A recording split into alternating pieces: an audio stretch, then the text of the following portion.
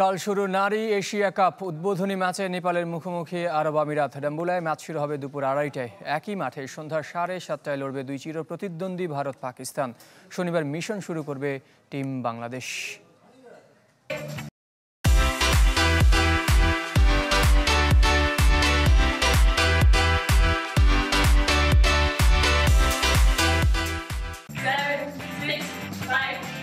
আট দল 15 ম্যাচ টি-20 ফরম্যাটে গড়াবে নারী এশিয়া কাপের নবম আসর।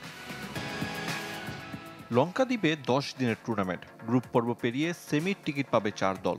এ গ্রুপে ভারত পাকিস্তানের সঙ্গী আরব আমিরাত, নেপাল। বি গ্রুপে বাংলাদেশ, স্বাগতিক শ্রীলঙ্কা, থাইল্যান্ড ও মালয়েশিয়া। বিশ্বকাপের আগে ফুটে উঠবে এশিয়ার দলগুলোর পারফরমেন্স গ্রাফ। বৈশ্বিক আসর খেলার আগে মহাদেশীয় শ্রেষ্ঠত্ব অর্জন করতে কে না চাইবে। টুর্নামেন্টের সফল 7 বারের চ্যাম্পিয়ন ভারত। শটার ফরম্যাটে 4 আসরে 3টি জিতেছে টিম ইন্ডিয়া। এবারও ওদের জার্সিতে ফেভারিটের তকমা। টুর্নামেন্ট খেলতে আসার আগে দক্ষিণ আফ্রিকার বিপক্ষে সিরিজ ড্র।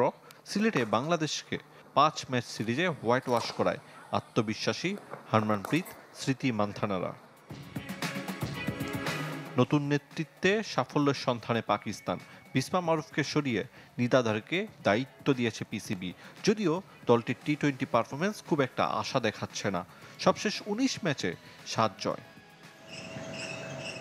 বাংলাদেশের দুশ্চিন্তা ব্যাটিং ইউনিট। নিগার সুলতানাই যেন মূল ভরসা।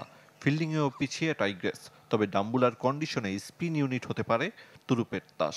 দীর্ঘদিন পর জাতীয় দলে ফেরা রোমানা ও জাহানারার অভিজ্ঞতা কাজে লাগাতে চাইবে বাংলাদেশ। ঘরের মাঠে ভালো করতে মুখিয়ে স্বাগতিক শ্রীলঙ্কা। প্রতিপক্ষের জন্য আতঙ্ক থাইল্যান্ড। উদ্বোধনী ম্যাচে নেপালের মুখোমুখি হবে আরব আমিরাত। একই দিনে সন্ধ্যায় হাই ভোল্টেজ ম্যাচ, দুই চিরপ্রতিদ্বন্দ্বী ভারত পাকিস্তান লড়াই। আরিফুল ইসলাম, চ্যানেল 24।